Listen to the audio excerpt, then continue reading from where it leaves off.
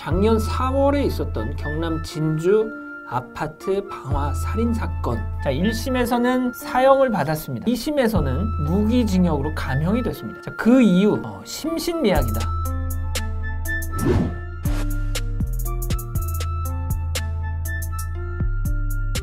자, 근데 조현병 증세로 인해서 살인까지 저지르게 됐다면 살인을 저지르기 전에 어떤 사전 징후 같은 게 있었을 것 같은데 그걸 좀 미리 어떻게 파악하고 좀 손을 사전에 쓸 수 있는 그런 상황은 없었을까요?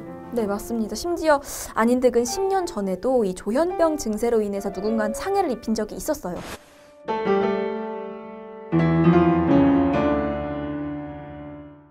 2010년 5월에 안인득이 지나가던 모르는 사람에게 갑자기 칼을 휘두르면서 협박하다가 상해를 입힌 사건입니다. 묻지마였네요. 그때. 그렇죠. 그런데 이 일로 입건이 된 후에 안인득의 진술을 들어보니까 본인은 묻지마가 아니었다고 말을 해요. 회사에서 자신을 감시하라고 보낸 사람이어서 그랬다. 이렇게 얘기를 한 거죠. 그러니까 이 당시 안인득의 상황이 자신이 다니던 공장이 있었는데 거기서 허리를 다쳤거든요. 근데 당시에 산재보험에 가입하지 않아서 산재 처리를 못 받는 상태였대요. 근데 산재 처리를 해달라고 요구하고 다닌 탓에 이 회사 관계자들이 자기를 쫓아다니면서 감시한다. 이렇게 진술을 한 겁니다. 그래서 뭐가 이상하다 싶어서 당시에 정신감정을 맡겼는데 거기에서 처음으로 조현병 진단이 나온 겁니다. 범인 안 씨는 지난 2010년 조현병 진단을 받았습니다. 안인득은 이후 2016년 7월까지 60여 차례 조현병 치료를 받았다고 경찰은 밝혔습니다. 그러나 범행 전 2년 9개월간은 진료를 받지 않은 걸로 나타났습니다. 이 때문에 병세가 더 악화한 걸로 추정됩니다. 안인득이 이 아파트에 이사 온 건 같은 해 12월이니까 아파트에 이사 오고 나서는 단 한 번도 치료를 받지 않은 셈입니다. 무려 방치된 기간이 33개월입니다. 물론 모든 조현병 환자들이 뭐 그런 성향을 지니고 있다는 건 아닙니다. 그건 두말할 필요도 없는 문제죠. 근데 예전에 이 조현병 관련한 취재를 한 적이 있었어요. 진짜 이거는 계속 약물을 투입을 하면 어느 정도 정상적인 상황이 좀 유지가 되거든요.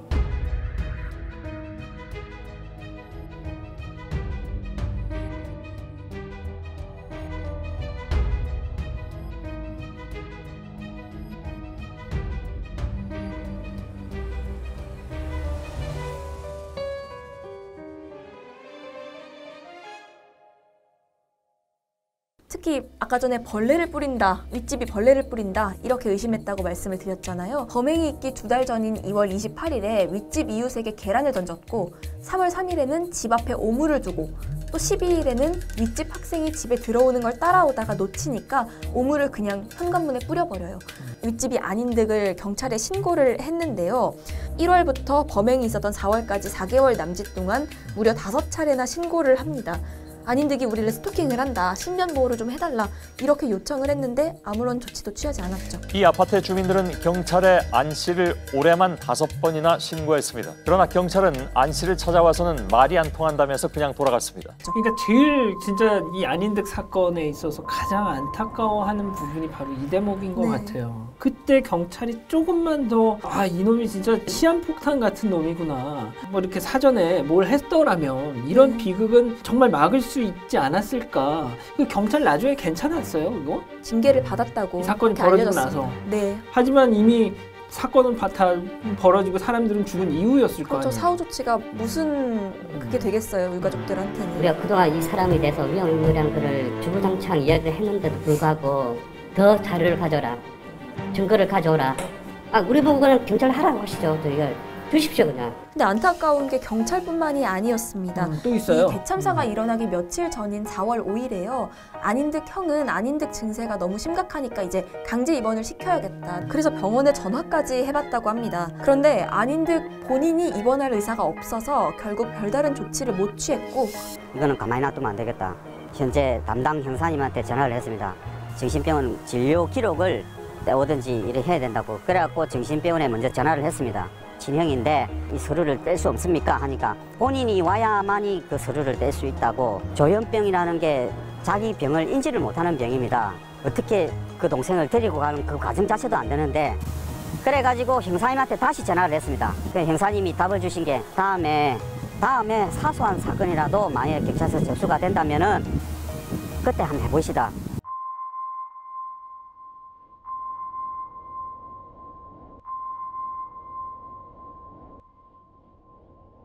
제가 이 판결이 있고 나서, 그러니까 2심 판결이 나온 뒤죠. 유가족들 심정이 좀 어떠실지 통화로 여쭤봤는데요.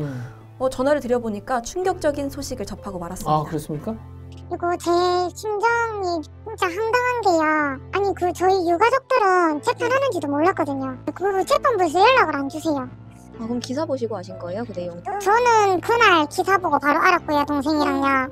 그러니까 유가족들은 항소심이 어떻게 진행되는지 이 상황도 모르고 있었던 거예요. 그걸 기사를 보고 알 수, 얼마나, 그러잖아도 정말 가슴이 찢어지는데 그걸 세상에 신문 기사를 보고서 그 재판 결과를 알았다면 정말 충격이 엄청 났었겠네요. 피해자 패싱 아닌가요? 거의. 근데 유가족들의 답답함이 이뿐만이 아니었습니다. 저희 엄마는 약값을 저희 엄마가 본인 부담을 하고 계시거든요. 저희 엄마는 음성이 안 나오시거든요. 수술하다 보면 튜브를 꽂으면 일반으로 나오는 그런 돈 있잖아요.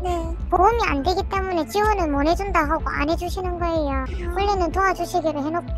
그러니까 이 5년간의 치료비를 지원해주겠다 이렇게 약속을 받았었거든요. 그런데 이 상해에 입은 피해자 가족들은 약값과 병원비를 전액 지원받지 못하고 본인도 부담을 하고 있었던 겁니다. 아, 정말 들으면 들을수록 너무하다는 생각만 드는데, 혹시 이 유가족분들 이렇게 감형이 된 2심 판결에 대해서 어떻게 생각하시는지 그것도 좀 물어봤나요? 네, 그 부분도 물어봤는데 일단 들어보시죠. 심신미약 사랑 가려서 그렇게 했는데 심신미약이 말이 되는 소리냐, 이런 감형 자체가, 말 자체가 화가 나고 애가 없으니까 너무 보고 싶고 못 지켜줘서 미안하고, 그런데 이 사람이 감형됐다는 소리 들으니까 거기에 대해서 너무 화가 나는 거예요. 별 차이는 없어도. 예, 그렇군요. 여러분, 어쨌거나 아닌 득은 무기징역으로 감형이 됐습니다. 근데 이 무기징역이라는 게 말이죠, 20년 뒤면 가석방 대상이 된다는 겁니다. 자, 안인득이 올해 44살이니까 60대 중반이 돼서 다시 우리 곁으로 돌아올지도 모른다라는, 정말 생각만 해도 섬뜩한 얘기죠. 자, 그렇다면 여러분은 이 안인득을, 60대 중반의 안인득을 이웃으로 두 팔 벌려 받아주실 수 있으신가요?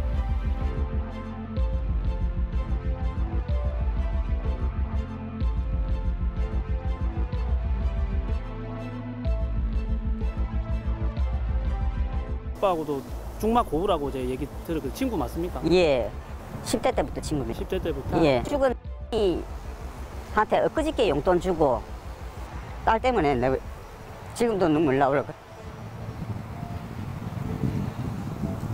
너무 마음이 아픕니다. 솔직히 너무 마음이 아프고, 제 친동생이지만은 우리 가족들 모두가 동의가 된다면은 사형까지도 동의할 마음이 있습니다. 지금 현재 마음은.